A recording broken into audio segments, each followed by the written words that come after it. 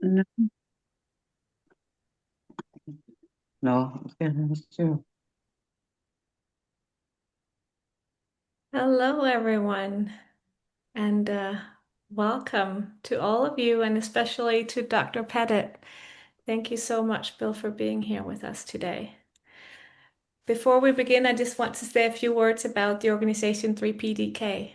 This webinar is hosted by 3PDK, which is a nonprofit organization based in Denmark. Our purpose is to spread the understanding of the three principles as discovered by Sid Banks. This understanding is a spiritual understanding and it's spreading all over the world. The understanding of the three principles has helped people overcome stress, anxiety, addiction, depression, and help people find back to clarity, peace, and mental health again and again. You can learn more about 3PDK on our website, 3p.dk, and in the Facebook group 3PDK, de tre principper. So feel free to join us there and continue to hang out. And today, Bill Pettit has kindly volunteered to spend 75 minutes with us, sharing all that he's learned and seen from his time with Sid and from his time sharing the principles. And Bill is a board certified psychiatrist. And since 1983, he's been an international educator on the three principles. And he has a really extensive background of degrees. I'm not going to list them all, but you're in the hands of a very capable and experienced man. But more than that, you are in the hands of such a lovely human being. I've had the pleasure of knowing Bill for quite a lot of years by now, and he has the most lovely sense of humor and the most lovely way of showing up as just a normal human being, sharing everything that he's picked up over the years from this place of humility and love and understanding. And I'm sure you will all just love hanging out with him now. So, welcome, Bill. I'll hand it over to you. Thank you so much. Yeah, yeah, thank you so much. I want to be in service to you as much as possible. And so Dorothy and I was asking just how to best do this, but one of the things I've been in the habit of doing for quite a few decades now is asking people to share what what they would hope in the next time that we have together that we hope that I might address. Some of you might have something on your mind that you wished you would be hoping that I would address. And so to free up your mind and your soul to be here in presence, I would offer that if you'd raise your hand, that I would write down the things that you would like to hope that I might address if there are three or four or five things. So if And you anybody can has you can anything that, yeah, go you ahead. can feel free to ask your questions in Danish. I'll be happy to translate if it's easier for you to say in Danish what you'd like to ask. Yes. Yeah. The only advantage of you speaking is that then I can clarify and make sure that I'm answering the question that you're really answering, that you're really asking. But yes, please feel free to communicate with Dorothy and through, is that through the chat, Dorothy, or how would they do that? Or either way, Yeah, either way, you even can use the if you chat just or you raise can your raise your hand. hand if you. Yeah, but you could ask the question or give the thing that you would like in Danish. I'll trust that Dorothy will be telling me the truth of what you said, so I trust her on that. Some of you have probably watched that movie. If I remember was it the Big Greek Wedding or something where they kept telling the groomsman to say things to his future mother-in-law, and they weren't really very, very appropriate. And but he was just doing what they what they were telling him to say, with which he thought was kind. So anyway, but I trust Dorothy won't do that to me. So, does anybody have any questions? If you don't, I'll obviously just start. But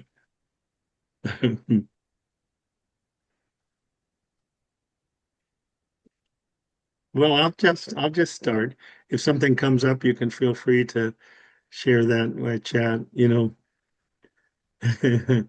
it's not like I have a We have one in the chat, Bill. but eating disorders. Sure, we can do Yeah. that. I'll make sure I do that. Um,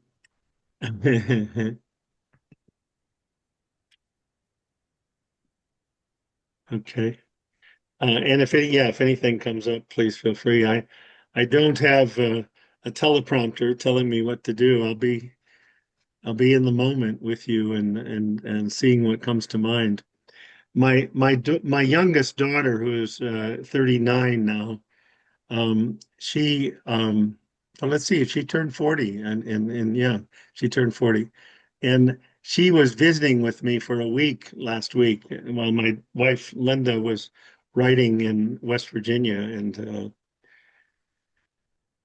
my wife Linda this morning read two pieces that she had written, two short pieces from her that's going to be in her new book, and both of them had my eyes watering, not from sadness, but from my heart being touched.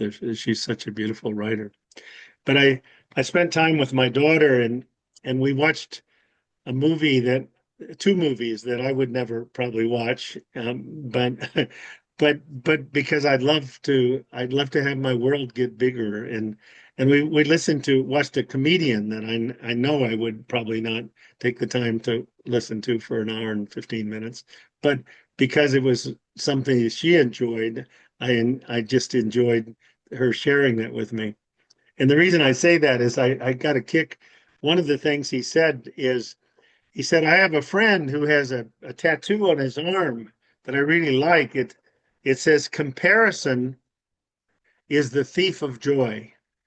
Some of you might have heard that. I don't know what that would be in Danish, Dorothy, but is it worth saying in Danish? Comparison is the thief of joy.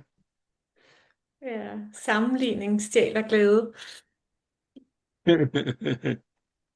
um,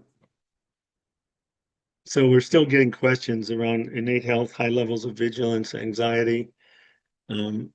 So anxiety and ADHD, we're okay. But I want people to maybe do that and then get present with us. um, so this comedian said, my friend has this tattoo on his arm. It says, "Comparison is the thief of joy," and he said, "I like it so much, I'm going to get the same tattoo on my arm, only I'm going to have it bigger than his."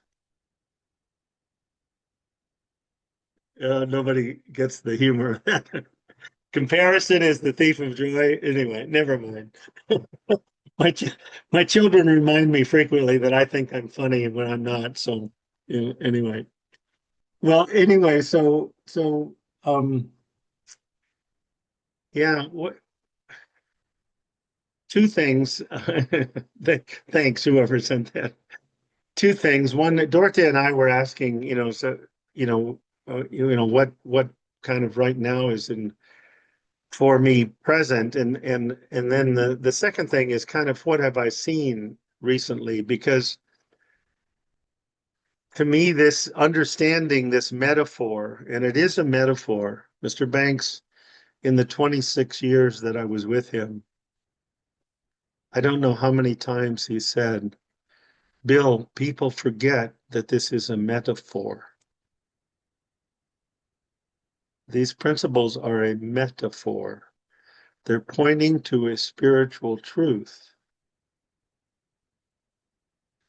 And they're not the only metaphor by which people are pointing to the same spiritual truth, which people have been doing for as long as people have been on this planet. I think it's important that we realize that these three principles are a metaphor pointing to the nature and the attributes of what the formless energy that's behind life, that some people call God. It's known by many names. And Mr. Banks makes it very clear, if you've ever listened to the Long Beach lectures, he makes it very clear that this is not dogma. He says, please do not believe anything that I say just because I say it. In fact, he would say, don't do that with anybody. Because if you do that, you've given away your freedom of thought and your free will. He makes the point also, and I will just reiterate it, that it's different to believe what I say versus to just listen with an open heart and as quiet a mind as you can. If you listen, then you're open to realize from within your own consciousness whether what I'm saying is true for you.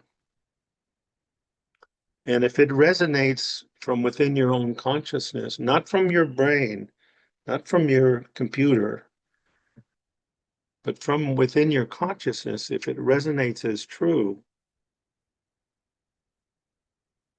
then you've realized something, not because, and it's yours. It's not because Bill Pettit said it. It's because you've realized it. You've seen it for yourself. That's a big difference. And people often say, how do you know? How do you know when you're having that realization? I think it's obvious by the feeling that it comes wrapped in.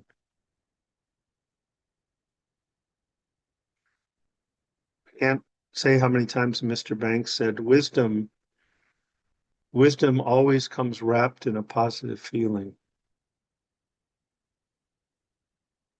Now that can be a quiet feeling of presence, of clarity. Doesn't have to be. In fact, he says it's never disturbing. Wow, never is a pretty big word. But that's been my experience the last 43 years. That wisdom is never, it's a big word for only 5 letters, never disturbing. He used to say it comes like the bleat of a lamb, not the roar of a lion. Wow. Wow.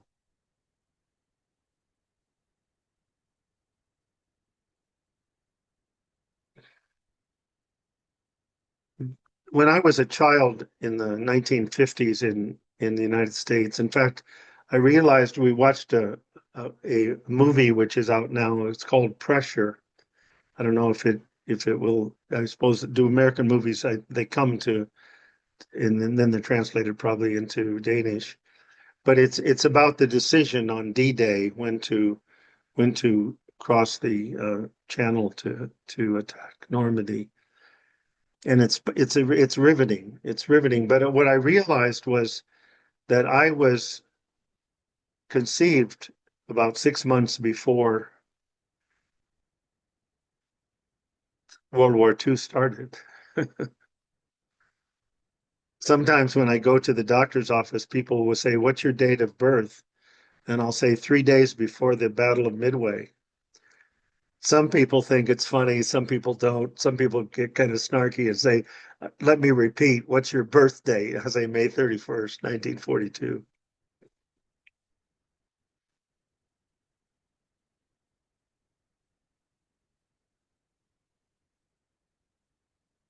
I'm not sure why that came to mind, but when we're talking about stillness, that when I was growing up in the 1950s in the United States, there was a bank robber, famous bank robber. You can actually Google him. His name was Willie Sutton, and he was very good at robbing banks. I see somebody nodding their head. He was very good at robbing banks, but eventually he'd get caught and he'd be put in prison. But he was also very good at escaping from prison. He must have had friends, so he'd escape, but then he'd start robbing banks again, and eventually he'd get caught and be put back in prison. And this happened a number of times, but I think after the second or third time, a reporter from and there's a reason for this story, You may not consider it a good reason even after I tell the reason, but it is a reason in my mind. So a reporter from one of the large cities, Philadelphia or Chicago or New York, got permission to go to the prison and interview Mr. Sutton. And so he said, Mr. Sutton, why is it that you keep robbing banks? And Willie Sutton looked at him and he said, because that's where they keep the money, right? Famous saying. Well, people say to me, well, why are you saying this? Because Sydney Banks, Eckhart Tolle, Byron Katie, Marcus Aurelius, Epictetus, people from history that you probably know much better than I, have always said that there's something special about the now. I say, why do wise people like Sydney Banks and all these other people that many of them have had a direct experience of the divine, why do they talk about the power of the now? Because that's where the gold is. That's where they keep the gold, in the present moment.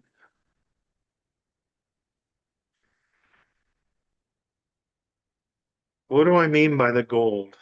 I mean, to me, everything that's truly precious about life we have free access and experience of it when we are present in our lives, no matter what is happening. You know, even in a hurricane, there's a place of quiet in the center. It's called the eye of the hurricane. What Mr. Banks was suggesting is that as your spiritual and psychological understanding moves through the infinite number of doors of understanding, and I haven't looked at my math book recently, but I think that's a really, really big number. But I think it's important to say that because he sees so many people that get into thinking there's an it to get. And there's no it to get. It is a mountain that has no top. And over the last 43 years, incrementally, and I've been a slow learner. I think that maybe makes me a decent teacher because I've been such a slow learner. I tell people I'm a slow learner, but I make up for it because I'm a really fast forgetter. I forget really fast, so I make up for being a slow learner. Thank you, Corinne, for your chuckle. I appreciate it. Yesterday, I had a couple that I was speaking to, and as many of you know, I use the missing link. I use the missing link with everybody. I just do. I have since it came out in 1998. Before that, I used Second Chance. I've read the book probably 150, 250, I don't know, 300, I don't know how many times. I was reading the book yesterday and I saw something for the very first time. And I have people that say that they have that experience that I do all the time with all of Mr. Banks's books. And I encourage you, anybody that has authority, no shoulds. I'm not laying any shoulds on people, just giving an old 84-year-old guy's advice. Before you translate other books into Three Principles books, please translate all 6 of Mr. Banks's books. They're pure gold. He's the one that had the experience. If I was a young physicist who was trying to understand relativity, I think I would read Einstein's 1905 papers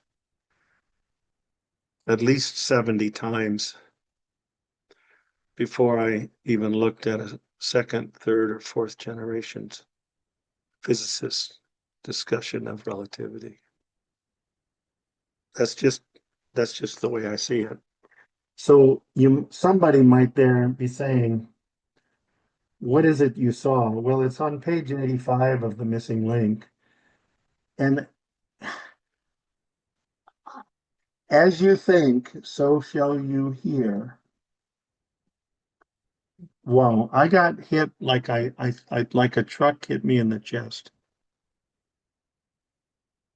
I'd heard that before up here. I heard it here. As you think, so shall you hear. I have another dear friend who's helped me see that, but now I really saw it. That whatever my thinking is about something,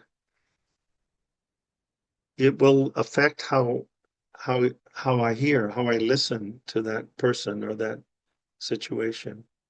If there was somebody, not that there would ever be, especially among the Danes, somebody that had judgment about what I wore, but if somebody went, oh, he's got a Hawaiian shirt on, what does he think he is, Sid Banks?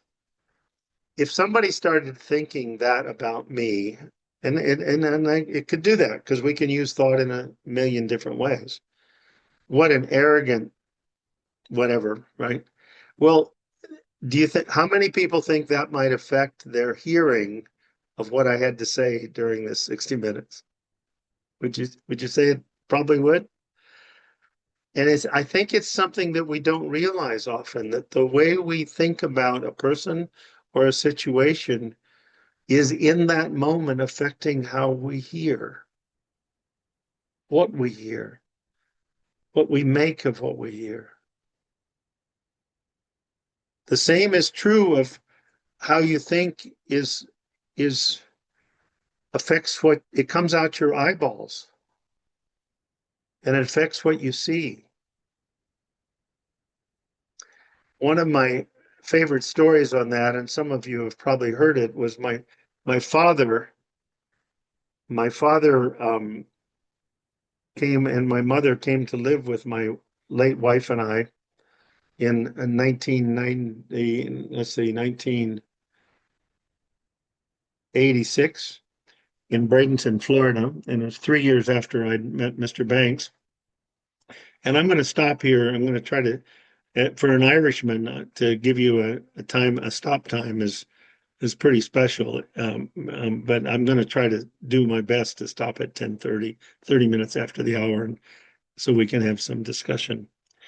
But my father and mother came to visit on the western bank of Florida, and my brother John lived in Sarasota, where he was an optometrist. And on Wednesday afternoon, he would take a 2-hour lunch break, and they would drive down from Bradenton to Sarasota, which in the summer when it was very hot was probably a 15 to 18-minute drive. But in the winter, when with all they call all the snowbirds would come into Florida, the people that were wealthy enough to live in two places, it would take up to 40 minutes and very busy traffic. And my father, and if I offend people, I apologize, but my father would get kind of upset at these people that were either tailgating him to where he had to tap on his brake to get them off his rear end, that would turn without signaling. The average age in that area sometimes would be close to 88, to be my age, or 90. And so there'd be people driving 22 miles an hour in a 45 to 50 mile an hour zone. And he had a name for them, was SOBs, in English, sons of bitches, right? There were about 25 sons of bitches on the way down, and 25 sons of bitches on the way back from visiting my brother. Well, because of that's the way he saw it, he was usually pretty upset by the time he got to visit the brother, and he would often have to take some of his heart medicine. He would often have to take some of his pain medicine for his arthritis from playing college football for 4 years. And he would not be present in the stillness of the now, maybe for about an hour. It'd take him to get present. And then he'd have about 15 or 20 minutes, 30 minutes maybe, where he'd be present. But the last 30 minutes, he'd start thinking about driving back through those sons of bitches. And he would no longer be present where he was. Can anybody resonate with this at all?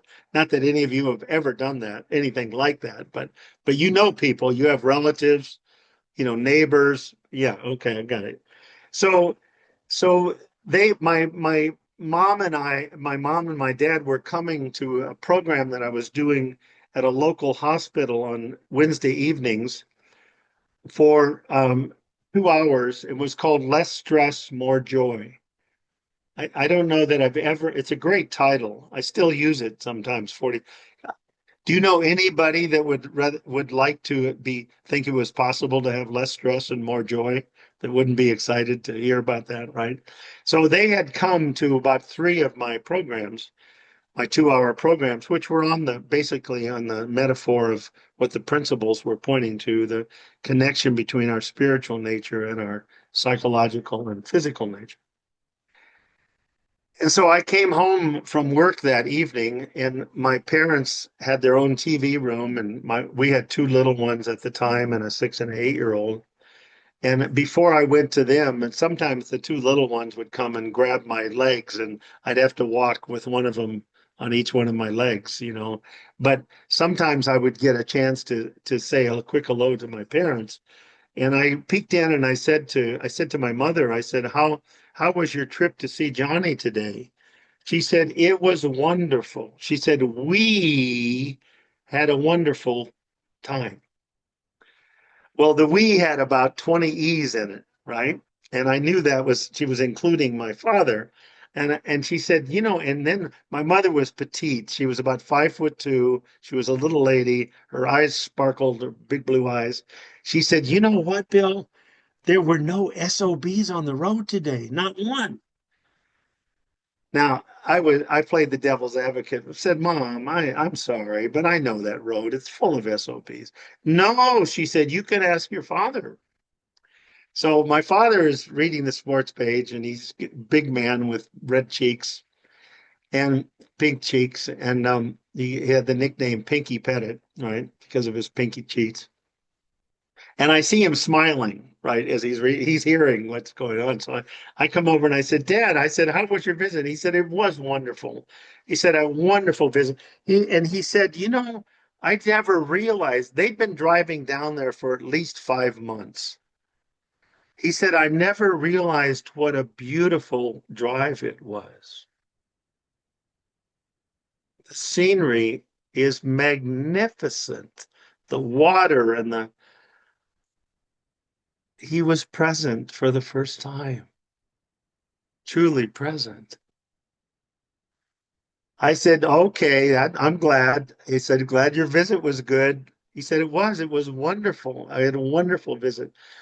I said, well, what's this about no SOBs? He said, there weren't any. I said, come on, Dad. I said, were there some people that tailgated you that you had to tap on the brake? Well, a few. Were there some people that turned without saying? Well, yeah, a few. Were there people that were driving so slow it was? Yeah, a few. I said, how many? About 25 to 30 each way. I said, Dad, this is really a truth. This is as I said, I thought those were the SOBs. And he got real quiet. He didn't ever say anything about the seminars that he and Mom had been coming from. He said, they used to be. He said, today what I saw was beautiful human beings who were caught up in their thinking and they weren't watching what they were doing behind the wheel driving. And I said a little prayer for them, that they got home safe without hurting themselves or anybody else. Wow. Wow. So it's not only as you think, so shall you hear. It is as you think, so shall you see. It comes out our eyeballs. I'm going to stop. 10:31 for an Irishman to only be 1 minute late. Pretty damn good, actually. I've got a little plaque that I actually moved before I got on. It says, you know you're an Irishman if you have absolutely no idea how to make a long story short. Now, my wife says it'd be a waste of money to get DNA testing because she says it. But I do have 37% from Ireland, but I have 37% from Scandinavia, from Sweden. So please know that. Who knows? Maybe it was when Denmark had that part of Sweden. I don't know. Who knows? Who knows? Anyway, okay. Let me stop while I'm behind and take a few questions or any or comments or sharings or anything. May I jump in, Bill? Sure. Who is that? It's Tony Casey. I'm an Oh, hi, Tony. Irish-born Canadian from the Western Canada. I Okay. live in Vancouver, and I split my time with the wine country. And I wanted to wish you a belated happy birthday, May Well, 31st, thank you. 4 days Thank you. ago. Yeah. And it's really a pleasure to be here. And Bill Oh, and I good. know each other because we both lived in Phoenix. Bill still lives in Phoenix, and so Right. it's Right. nice to see you and nice to hear you. Oh, I'm thank listening you. well. Yeah. Thank you. Was there anything at all that you wanted to add or? No, I'm just trying to be still Okay. and to Okay. listen and to Yeah. reflect. Okay. And I find this very calming. And Very good. but I just wanted to say that I really enjoy being here, and I'm interested in where others are from. I'm not sure if we're going to have a time Well, to I hope find that out. they would share when they ask their questions, you know. Yeah. Now, if you're from West Virginia, you might say, I'm not here being still, I'm tending my still. English, that would mean you were making some whiskey, Right, right? right. That, yeah, yeah. Anyway, so But still has different words and different setting. yeah, no, very quickly, as you know, Bill, and I think Dorothy, are you going to be in Vancouver in August, are you? Or is it with Natasha and others? But I'm going to have a chance to see Natasha in August in Vancouver. Oh, So good, I'm looking forward to. But right now I'm up in the wine country and the fruit country, BC, and it's very, good, very nicely still up here right now. good, So thank you. good, good. Thank you.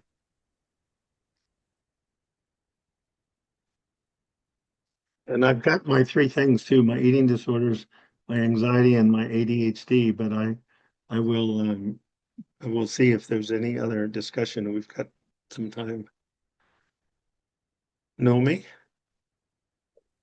Do Yeah, I say at night? Is it know me or not me? well, I guess you decide. Wherever you are Oh, from, you okay. can call it what you like. Okay. Okay. And where Uh, are you? Where are you? Where are you? Know me. I'll go know yeah, me. I'll go the know. I'm from Denmark, so Okay. from the Danish 3P Okay. society. But I was Okay. wondering when you are sharing the principles with the psychiatric field, within the field of psychiatry, are you, I don't know if it's possible to answer that question or say something about it, but are you putting your emphasis mostly on thought? Or do you see differently how people react to the three principles? Well, I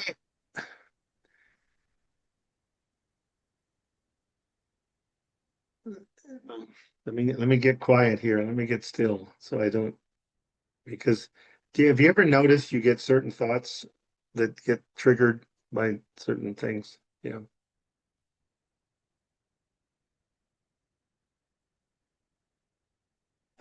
I may use different words, but I speak to the same spiritual truth, no matter who I'm speaking with. I'm speaking with a human being. I don't speak to the psychiatry field, right? I speak to psychiatry people, human beings that happen to be psychiatrists. And every human being I know is divine energy to me in a form, a manifestation of what people call God, walking around like a little divine entity, trying to find out what they are. And so I may use different words. And the first thing I might do before I do anything is to listen. Mr. Banks said, if you listened, you listen like a good neighbor with an open heart, you know.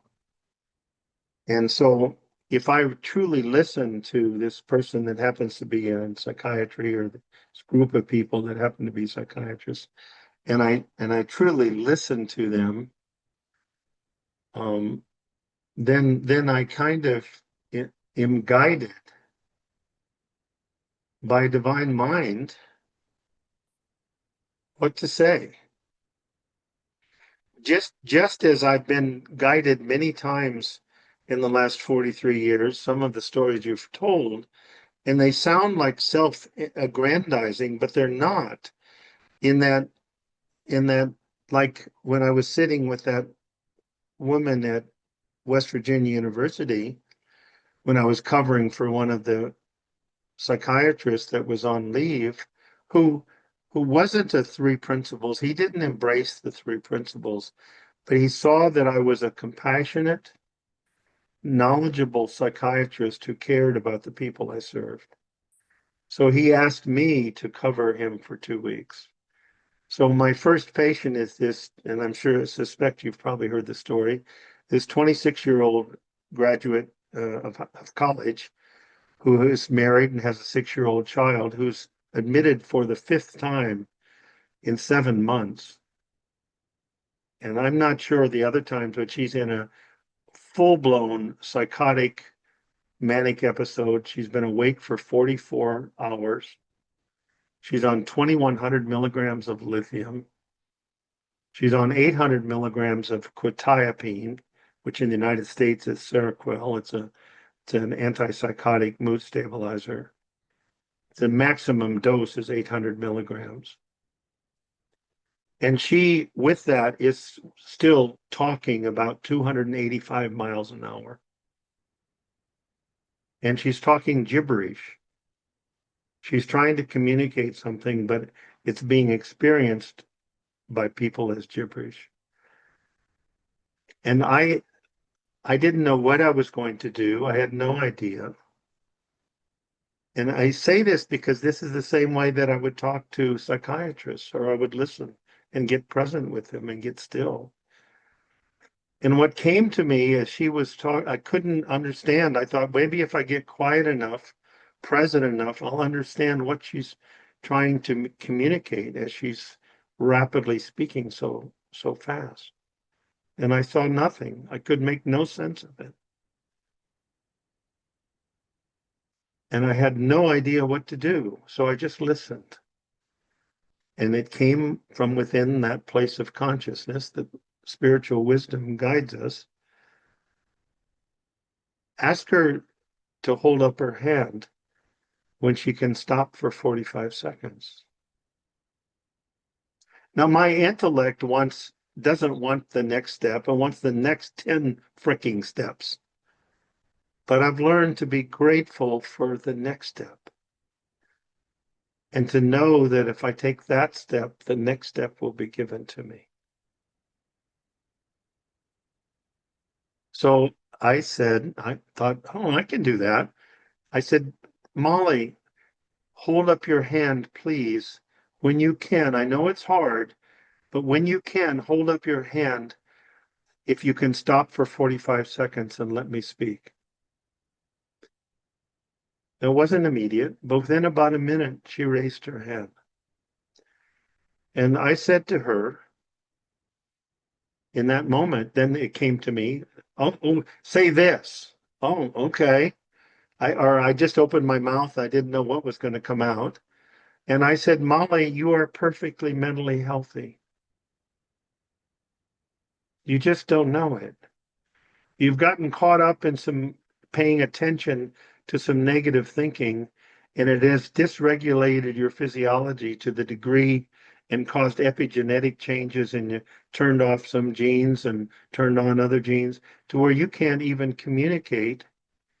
You're not sleeping. You can't communicate even what you're trying to express in a way that people can hear you. But I want you to know, you, at your core of your being, you are still whole and perfectly mentally healthy. How many of you have heard that story before? Just a few. Okay. So 6 months later, this is at West Virginia University. So 6 months later, guess what? We're having grand rounds. Molly's sitting next to me. We've got psychiatrists, we've got psychologists, we've got psychiatric nurses, we've got social workers, we've got pharmacists, we've got students at every one of those disciplines, maybe 50 people at least in the room. And we present her situation. It's 6 months later now. She is on no medicines. She's on no quetiapine, 800 to 0. She's gone from 2,100 of lithium to 300.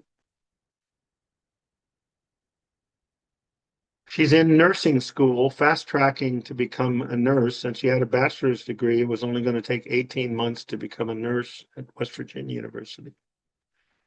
She's working the weekends as a certified nurse assistant so that she has insurance for her 6-year-old and herself and her husband. And she's sleeping 8 hours a night. She has no more panic attacks like she used to have regularly. And she's living a wonderful life. And so we get through and I say, is there any questions? And one of the residents raised his hand. He said, yes. He said, I'd like to ask Molly a question. I said, Molly? She said, of course.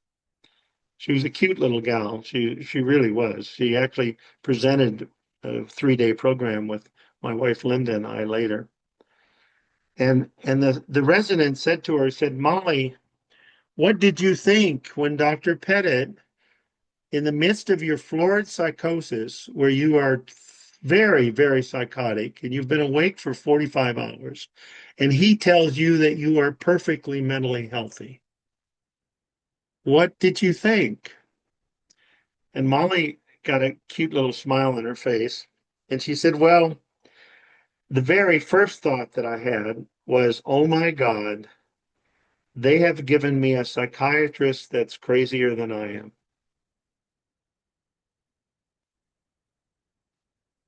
True. Isn't that? But think of how brilliant that is. Think of how brilliant that is. That in the midst of her flirt, words spoken from the heart reach the. Think of how brilliant that is, that in the midst of her florid psychosis, she goes, that is what he just said is freaking crazy. So he must be crazy. She said, and then she stopped and got quiet. And she said, but you know, that thought came from here. Right after it came another thought from a different place. And I knew that what he had just said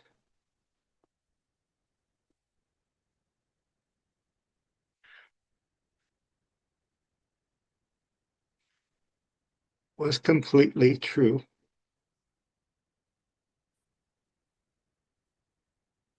That it was completely true what he had just said. And at that moment, the healing started to occur. At that very instant.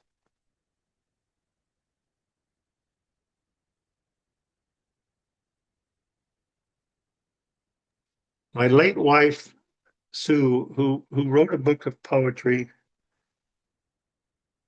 which is on Amazon. If believe me, if you were local, I'd just reach in find a box and I'd get 40 of them.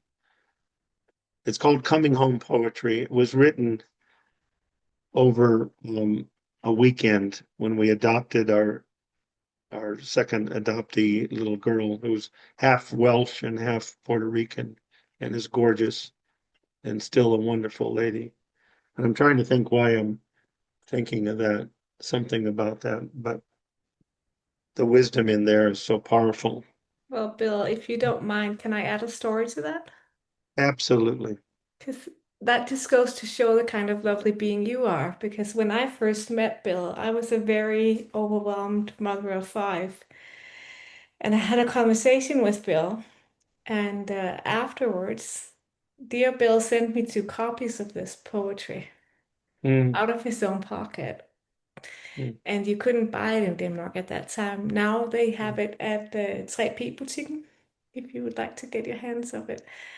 mm, But you're such a wonderful person, Bill. And you just said it mm, yourself just now. If we were all around you, just reach into the box and hand one out.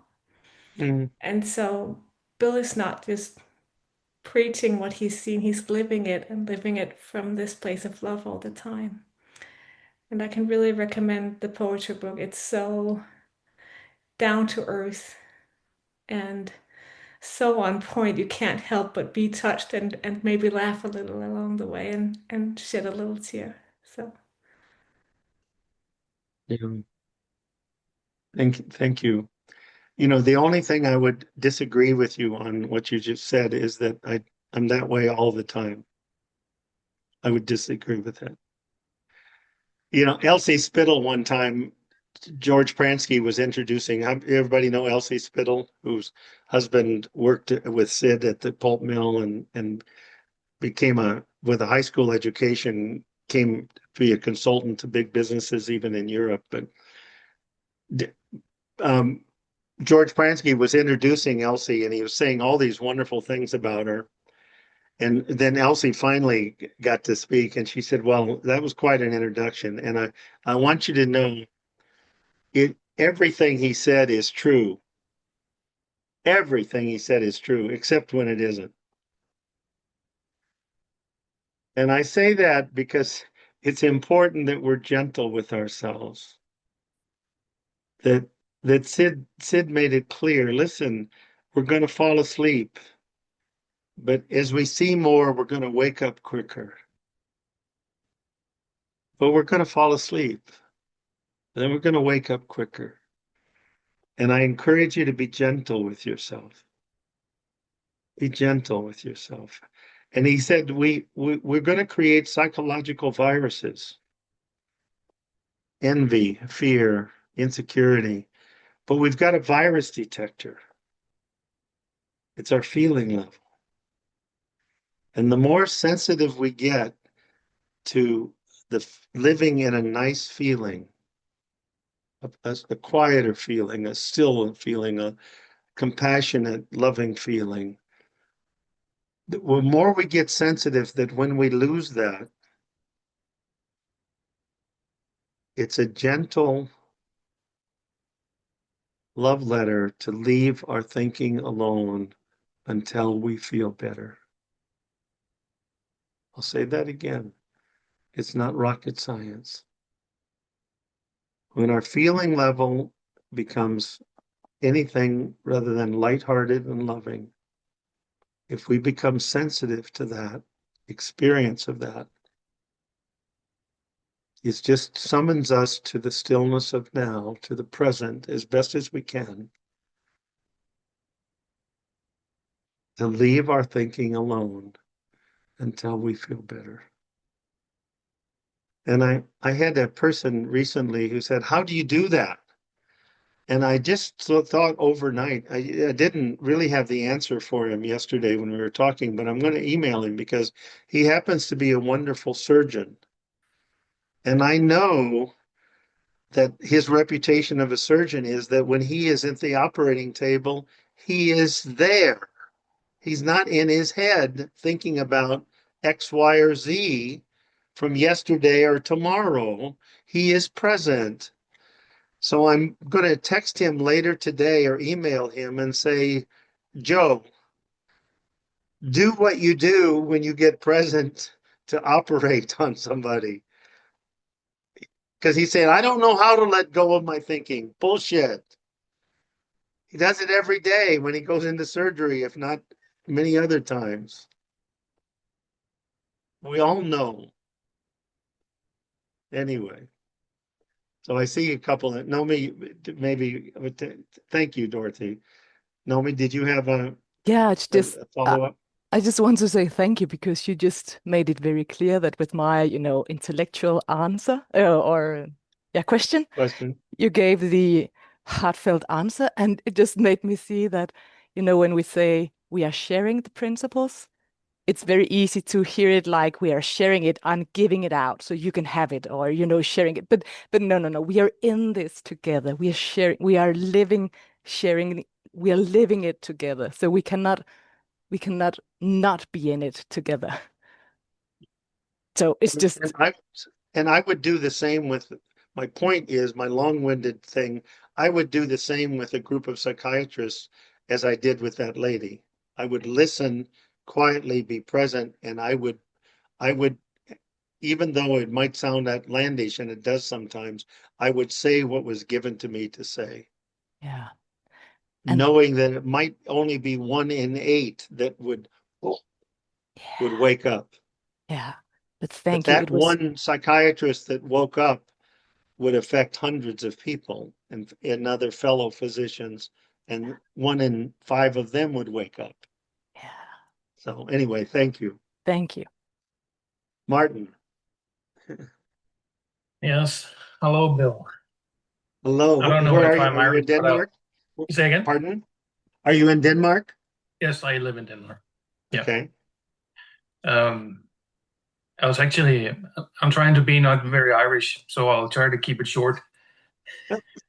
But I just wanted to, I can't remember the girl's name you had, whom you helped, and you had on stage, but I'm a veteran of several wars, and I'm trying to simultaneously translate my thoughts. But I was diagnosed with a very complex PTSD and was medicated very heavily due to that.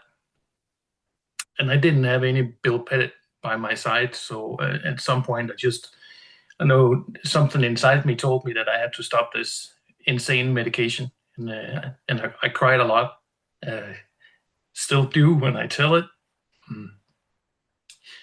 But it was just, in hindsight, this is maybe 2 years ago, and in hindsight, it just points toward the inner health that we all have, the wisdom, the love, and the thing that we're all made up of, and we only, and that's the bridge to the question. Actually, it turns out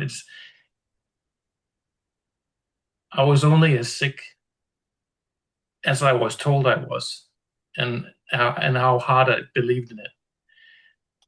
And now the question, which has got nothing to do with this. This is more of a theoretical question. I tend to, when I speak to people about the 3 principles, that I tend to always see that the beliefs, that what I talk to is the other person's thoughts about certain things. And I tend to, it tends to point back towards that all the time when I try to talk to people about the 3 principles and this beautiful belief that it's all about how we believe things. It's all how we think about things. And there is a little bit of me inside my head, that in my intellect, that says it can't be that simple. Is there something that I don't see? Is it something that I don't feel? And that's the question part of it, is that how do you view that? Is it all pointing back to how we believe in things, how the thought is about, fear or anxiety or eating disorders or whatever in life, love, for instance, even? Doesn't make sense. And please don't hear this as judgment. When people say, "Does it make sense?" I say, "I don't care," because that's a cognitive question. And Sid never in in 2000, when he did the Long Beach lectures, he's not speaking to the people's brain. He's speaking to their soul. And that's where I do my best to speak to. Because if I speak to people's brain, then I wonder, that's what they've been doing all along, is trying to figure things out. And I know that some people in the Three Principles would say this is a new psychology. And there are some people, and there was a period of time where some people that had authority in the Three Principles said, we will not talk about the spiritual. Well, I'm sorry, but I spent 26 years with Sydney Banks, and I can't tell you how many times he said, this is a spiritual message. This is trying, I don't know, some of you might have heard that when I presented a few years ago, but at the time, it was the 15th time that I read The Enlightened Gardener. Has The Enlightened Gardener been translated in Denmark? Yeah, Yeah. okay. Well, and so this was the 16th time that I opened it for a course. And as I opened it for a course, I don't know how many of you have heard this, I noticed something on the right-hand side for the first time in 16 readings. I was slowed down to the speed of life close enough that for the first time, Martin, in 16 readings of this book, I noticed there was in pretty large print. Can you see what it says? Yeah, note to the reader. Do you know what the note to the reader says? No, can't remember. No, most people don't. And I didn't. I'd read the book. It had been there all 15 times. But I was going too fast. I still go too fast. When I forget to turn on the coffee maker, or when I lose my phone, misplace my phone or my keys, I don't get angry at myself. I thank God for letting me know that I'm going too fast. I need to slow down and get in life. My late wife in the Sue that wrote the book Coming Home, she wrote that over a weekend. She wrote 65 pages of rhymed poetry in iambic pentameter. In 1985 or 84, somewhere in there, about a year after we had met Sydney Banks, she looked at me with her big blue eyes and she said, Bill, this is really simple, isn't it? Now, I was not making it simple, Martin. I was analytically trying to figure it out. Not that any of you, but again, you might know some relatives or family members that have done that. I said, simple, in what way is it simple, honey? And she said something which to me is really profound. She said, I realize that what it's pointing to, the metaphor, the principles are pointing to the fact that every human being on earth, every minute they're on the earth, is one of two places. They're either in their thoughts or they're in their lives.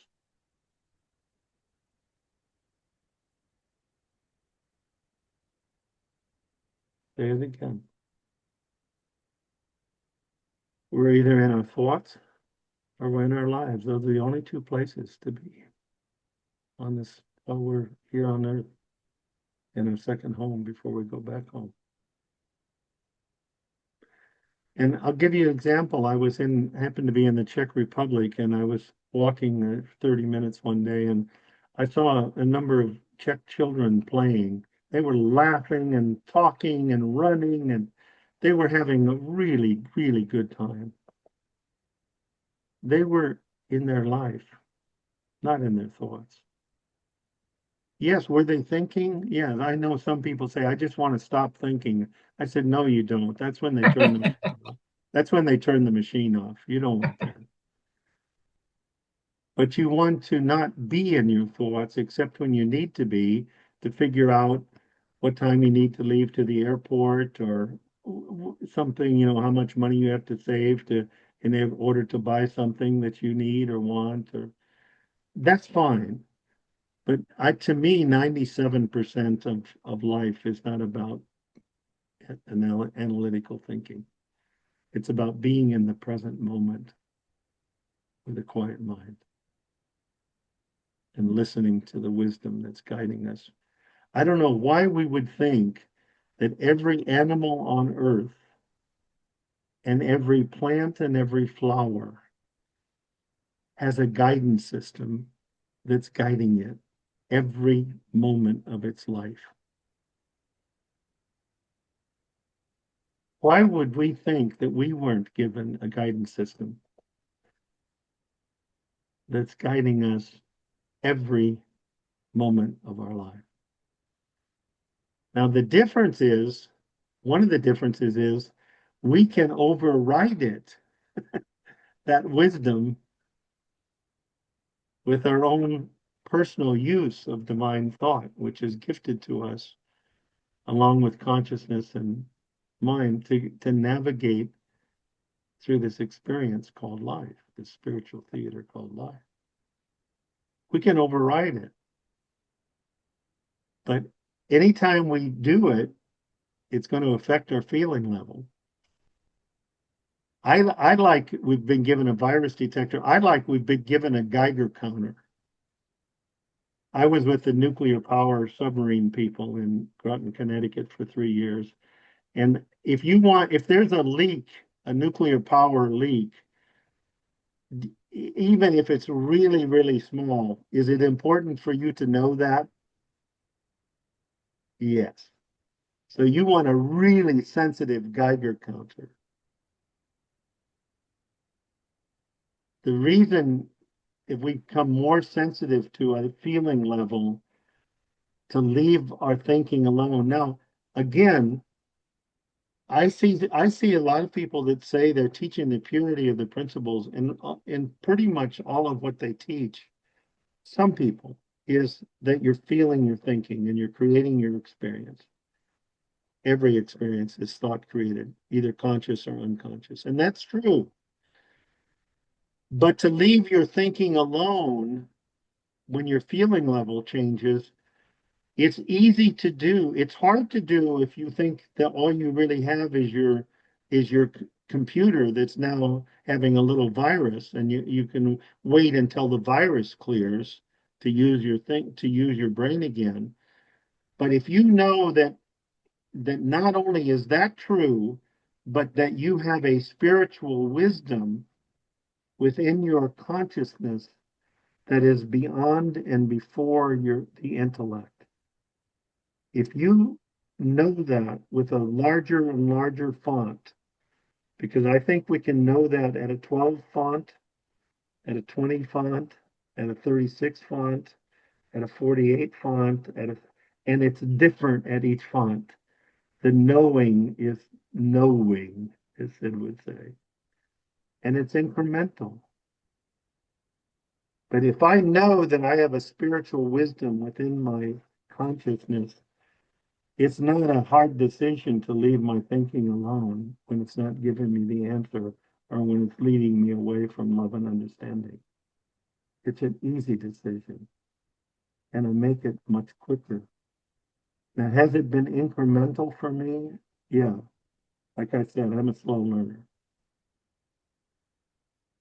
But it's over 43 years, I would say every 6 months, the feeling level that I live in and the amount of time I'm in my life, percentage of waking hours in my life rather than in my thoughts, has gotten more and more and more positive. We're not going to do it 100%, folks, but there's a hell of a difference between 20 and 80 and 80-20. Direction is the key, not speed.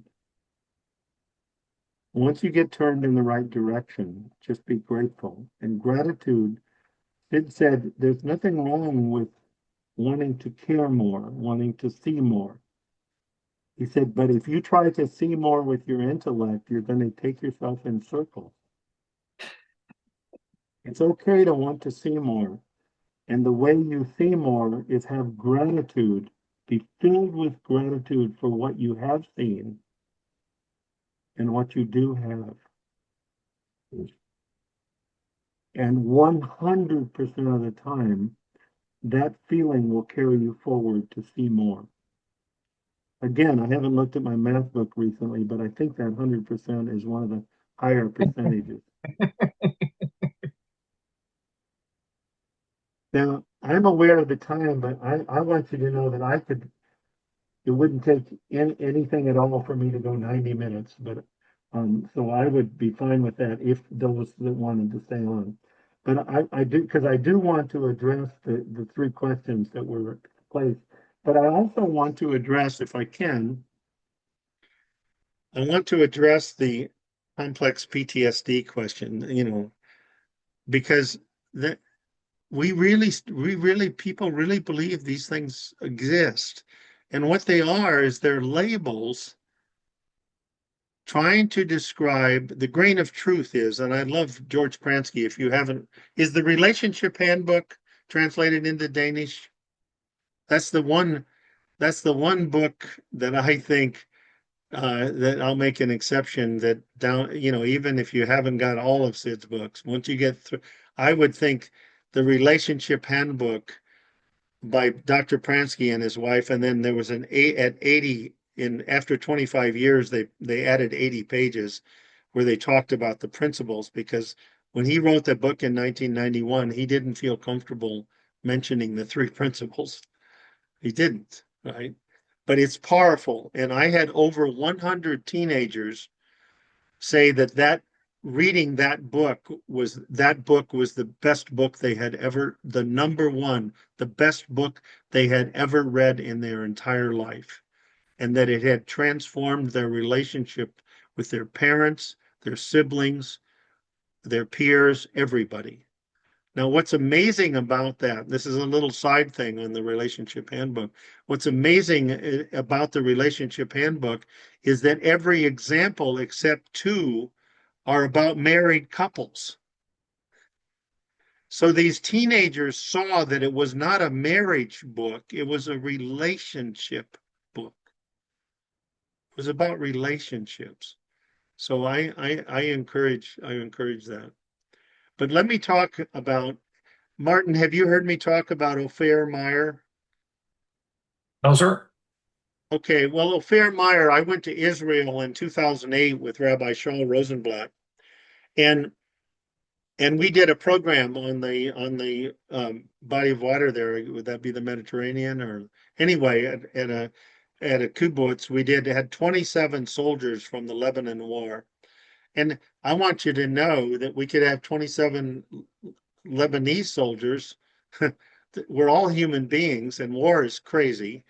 Can we kill more of them than they do of us? So they have to surrender. I mean, anyway, we're still way, way back of what's possible. But so I went there, and we had 27 soldiers. Some had physical, some didn't have. It was mental. Some had lost an eye or a leg or an arm, but most of them they were at the mercy of their past memories. And Ophir had been in a company of 10 elite soldiers that got hit by a rocket. And he was not only an elite soldier, he was the medic. And all 9 of his colleagues died, many of them in his arms, with him trying to save at least one after another. While his left eye was hanging out of his head, he lost his eye. It was hanging out by a cord, and as he was ministering to them. And after that, understandably, without any understanding, he lived in a basement apartment, as I remember, and I may not have this exactly right, but because I've seen so many people with PTSD through the years, American soldiers and stuff. But he lived as I remember, he lived in a basement apartment. He had it painted all black. People would bring him food to keep him alive. And he could certainly meet for complex PTSD, I would say, right? And so he came to this program, and then I worked with him individually. To jump ahead, he is now the head of PTSD for the Israeli soldiers. He has his PhD in psychology, and a 2-year fellowship in child and adolescent psychology. He has a beautiful wife and a beautiful baby girl, and he's a beautiful man. Now, I think he would be the first to say that he doesn't live there 100% of the time, but he lives there at peace a hell of a pretty damn high percentage. So many of you, I don't know if you know that on my website there's a lot of free stuff, and one of the free programs is called The Missing Link for Veterans. Were you familiar of that, Martin? It's on my website. It's free. When you go to register, there's no fee, there's no cost. It's zero. And it's 3 soldiers, 2 of them combat hardy, a major from the United States, a soldier from Britain, and Ofer from Israel.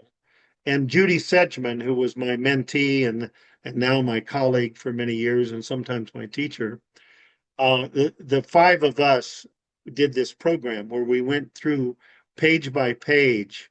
We went through the missing link, and we sometimes all 5 of us talked about how that one page had changed our lives and impacted our lives. Sometimes 1, sometimes 2.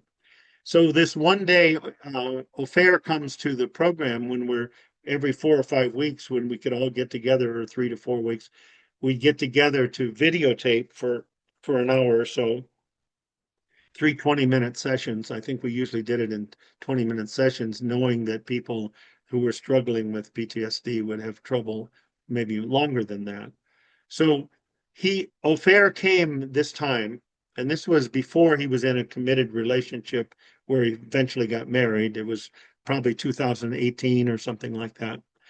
And he said, before we start today, and I said, I have something to share. And when I said, is it okay to record it? He said, obviously, yeah, sure, because it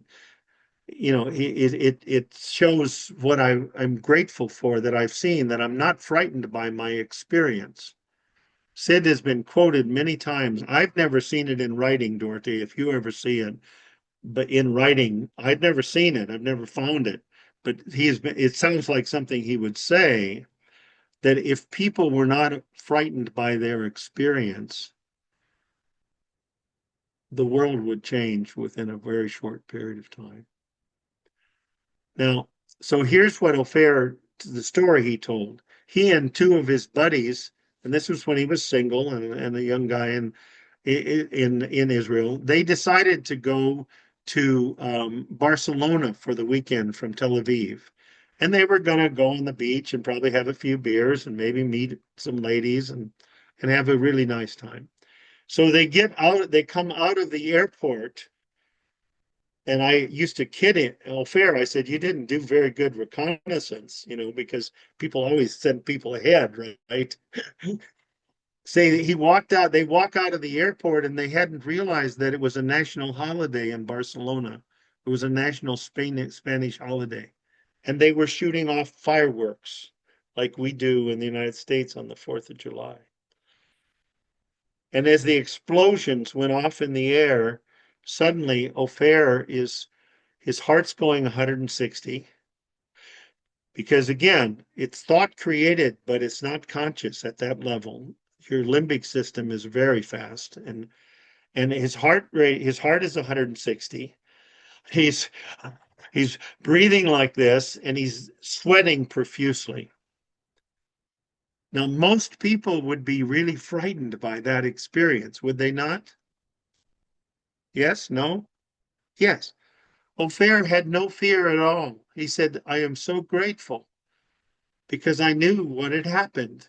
And I knew that the physiology, because I taught him the physiology, that noradrenaline and adrenaline, its half-life is about 1 minute. So if this is 100%, if you leave the thoughts alone, if you don't feed them or fight them, 50% in 1 minute, 25% in 2 minutes, 12% in 3 minutes, 6% in 4 minutes, 3% in 5 minutes. Same with a panic attack. That's what he was basically having. So he said, I just didn't say anything to my two peers. I sat on the curb. I just immediately sat down on the curb. I didn't try to do anything with my thinking. I just left it the hell alone as best as I could and watched it play out on the screen of my mind, because I knew that within 5 minutes I would be fine. I knew it with a font of at least 60. Those are my words. He said within 5 minutes, he's telling this, and it's on the video if you ever listen to the missing link for veterans. He said within 5 minutes, my heart rate was 80. My breathing was totally normal. I was no longer perspiring, and I was experiencing a deep level of calm. And I looked up from that place. I looked up at the sky and I said, is this cool or what? And he and his buddies did not have to take the next flight back to Tel Aviv. They went and had a wonderful weekend in Barcelona. Is that powerful, Martin? Yes, sir. It's powerful. I Not don't a should. struggle. I don't Not a struggle should. with a lot of things other than I can't really sleep at night, and Yeah. it's all kinds of thoughts, not necessarily The day violent you don't thoughts. care what thoughts come into your head, the day you'll be free. Mm. And just But- don't shoulds. Just know that it could happen in a second. But just keep looking in the direction you're looking. That would I be do. my advice. Okay. And I just tend to, when I wake up at night or I can't sleep, it's surreal, and I really feel stupid saying it out loud, but I ask the thought or thoughts, what do you want right now? What's your message to me? And then they go away. It's the Okay. halving time is 10 seconds, 30 seconds. Yeah. And then Wonderful. yeah, it is. See, because your waking up is for you, not to something happening to you, and you're starting to get a glimpse of that. Mm-hmm. And the problem is people try to go back to sleep instead of being grateful that they're being awake for a reason and listening quietly. And what happens typically is you just fall back to sleep. And sometimes you see something before you fall back to sleep. Now, I do want to take the last 11 minutes here to address a little bit. I think we've probably already addressed a lot of it, but I'll just say try to do it in 5 or 6 minutes so I can leave time for people to ask a follow-up question. The first one I'll say is eating disorders. Anything behaviorally, whether it's drugs, alcohol, eating disorder, being violent, whatever, is an attempt to try to lessen the pain that the person is innocently creating via their innocent misuse of the power of thought. I'll say that again. An eating disorder or you taking opiates or taking alcohol, yes, you can get physiologically then addicted to some of those things, and there's even miracles I've seen with that. But they're an attempt. They're an attempt to lessen the pain, the psychological pain that the person is experiencing. And what's genetic is for some people, when they have created X amount of pain, they will go to an eating disorder of some kind. For other people, they will go look to alcohol. For other people, they will drink some alcohol and spit it out and say, God, is that? Blech! But somebody gives them a Percodan and they go, okay, I'm home. Because they find their genetics is what gives them the most relief from the pain that they're innocently creating via their misuse of God's gift of thought, mind, thought, and consciousness. And it's innocent. It's innocent, but at the core of your being, I don't want to say this a bit disrespectful. even these people in Africa that I speak to, or these women in prison that I'll be talking to Friday evening, it doesn't matter in some ways what you've experienced in your life, the incredible stories that make your blood curdle, but that peace is always 100% of the time possible, and that wholeness is 100% of the time always still there. You can't scratch something that's spiritual. You can't. It's impossible. ADHD is a different processor. It's a incredibly rapid, creative, incredible processor, as is autism.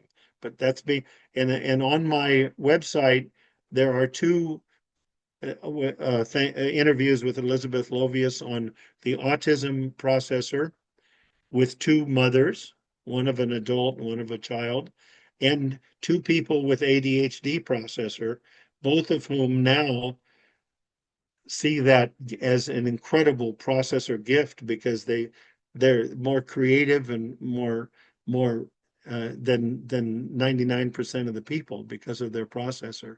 But if you understand any system, and the principles are pointing to understanding the system of life, the connection in here, the note to the reader was in this simple book, the author makes his best attempt, endeavors to explain in his own unique way, via the three principles, right? The connection between our spiritual nature and our psychological nature. And I would add, as a physician, our physical nature. One of the famous microbiologists in the United States, and I'll paraphrase him, but I think it's true, all 50 trillion cells of your body eavesdrop on every thought you give attention to and responds. I'll say that again. All 50 trillion cells in your body eavesdrop on every is a pretty big word, every thought that you give attention to. And trying to get rid of a thought is paying it attention. Trying to reframe a thought is paying it attention. That's just the way it is. Some people might say that's not fair. Well, in the United States, fair is down at the fairgrounds, usually in August, ADHD, anxiety, what you start to see is that anxiety is an incredibly beautiful, powerful love letter. Summoning me to the stillness of now, to simply leave my thinking alone until I feel better. For me, it was my mood more. I went in and out of clinical depression for 20 years before I met Mr. Banks. 20 years. I saw 6 different psychiatrists. And when I sat in front of Mr. Banks within 30 minutes in 1983 on April Fool's Day, I felt 250 pounds come off of my chest. And I didn't immediately see how to stop doing it, but I saw that my depression was not from my genes. It wasn't from my life experience, things that people had done to me. It was from what I was doing in the present moment with the power and the gift of thought. And then I was slamming my fist metaphorically against the side of my head with worry, guilt, resentment, upset, overanalysis, unresolved grief, you name it. And then wondering why I had another one of those damn right-sided headaches.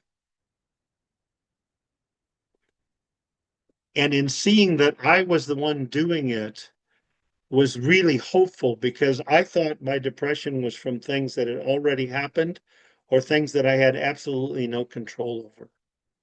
And I didn't see how to stop doing this, but I had hope that if I know that I'm doing it, maybe it's possible that I could have insights that I could hit myself somewhat less hard and somewhat less often. And over 43 years, that intensity and that frequency has incrementally decreased. So that's my story, and I'm sticking to it, but I'm glad to hear in the last 4 minutes. What about bipolar disorder? Bipolar disorder is when somebody has been gotten so depressed that the mania is an attempt. They've either got one of two choices: to kill themselves or to go into a mania. Now they don't know that's not a conscious thing, but the mania is an attempt to keep the person alive and also to get help. If you think about it, if you start running around naked in the middle of a main street, or you start starting fires in the middle of a busy street in Copenhagen, you're going to get attention, and they're going to take you to a safe place where you're going to be safe. And I had one man that, as he came out of his bipolar into his mental well-being, and it happened very dramatically, as some of you have heard the story, but he told me later that he was having impulses to kill his beautiful wife and his two sons so they would not have to suffer in this terrible world like he was suffering. It was going to be out of love that he was going to take their life before he took his own life. Fortunately, he was in the hospital. He had been 48 minutes, 48 hours or something awake.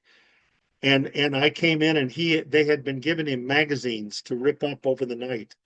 And in his mania, he was ripping them up, and the papers were up above his knees as he sat in the chair. And I walked in with my nurse and the nurse in the unit, and it came to me from, I don't know well, I do know where. I got tickled. And I said, Joe, it looks like you've been doing some really heavy reading. And he got tickled, and he started laughing and laughing and laughing. And then he started talking to me like we've been talking to. He came out of his mania that he'd been in 3.5 weeks in that instant. And the head nurse was really angry. She said, what just happened in there? I said, I think he's fine now. Oh, it's impossible. Well, I said, well, I'm stopping his medicine. Yeah, you can't do that. I said, yes, I can. I have MD. It's okay. And there's a long story, but some of you have heard, but it was fine. And he was fine. His wife had to deal with all the friends telling him it's impossible. He can't be okay. So she started doing what?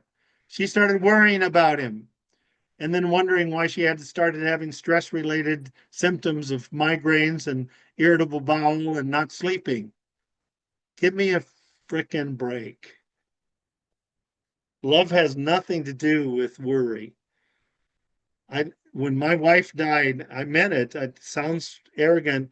When my wife died, people would say, don't you worry about your 2 teenage daughters? I said, I love my 2 teenage daughters much too much to worry about them. Because if I worry about them, my mood's going to go down, my anxiety is going to go up, my sleep is going to get disruptive.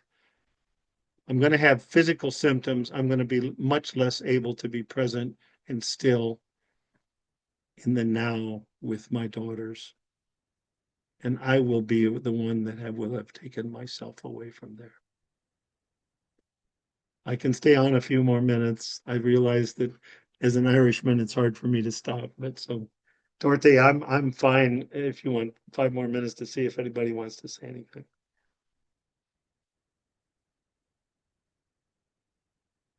I hope this has been helpful, folks. It's been, it might sound inappropriate, but it's been wonderful for me. I hope it was good for you also.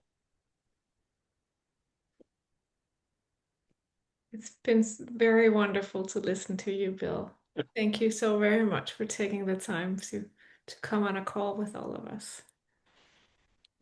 You're wonderful. I'm sure you can see all the hearts coming across the screen. Yes, So I I can. think I'm it's touched. common.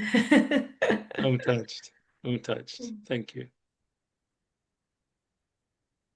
Mm, good. Yeah, like go ahead with what. Well, please come join us. Come join us in September. What is it? Let's see, October. Yeah, last weekend of September, Bill will be Last weekend in coming. September. Yeah, Yeah. Saturday and Sunday, right? Yeah. Yeah. Yeah, come join us. Anna wants the one last one comment. Is it okay? Yeah. Go ahead, Anna. Hi. Hi. Hi. I'm from Ukraine, from Kiev. Yeah, and I want to thank you, Bill, and thank you, Martin, for question. And it's really like for me, it's really alive. Yeah, in such situations that I live now, and all this webinar remind me about simplicity. Yeah. That I need, not need, but I want to remember more often about what universal thinks about all of us, about our human being nature. And because sometimes I forget, after like hard night attacks, I forget, but I really grateful that I remember. I remember each time. Yeah. Thank you. It's a first time with Dort and Lars and your community. Yes. It's so warm. Thank you. Thank you, all of you. It was wonderful experience for me. Wonderful. You know, what I don't think I said, but if we understand any system correctly, 4 things are true. It brings simplicity, like Anna said, brings simplicity to complexity. It brings safety. We're unlikely to harm ourselves or anybody else. It brings efficacy. We're able to use that system efficiently.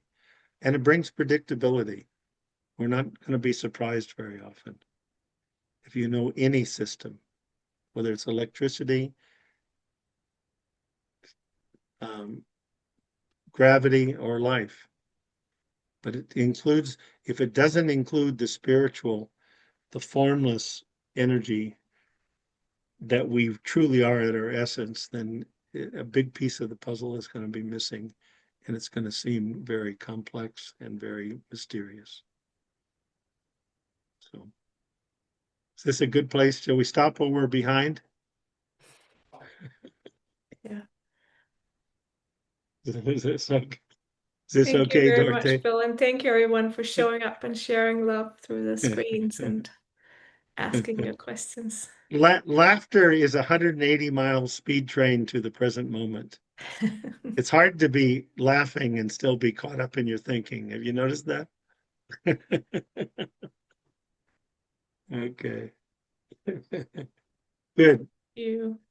Okay, Dorothy, feel free to be in touch, okay? Yeah.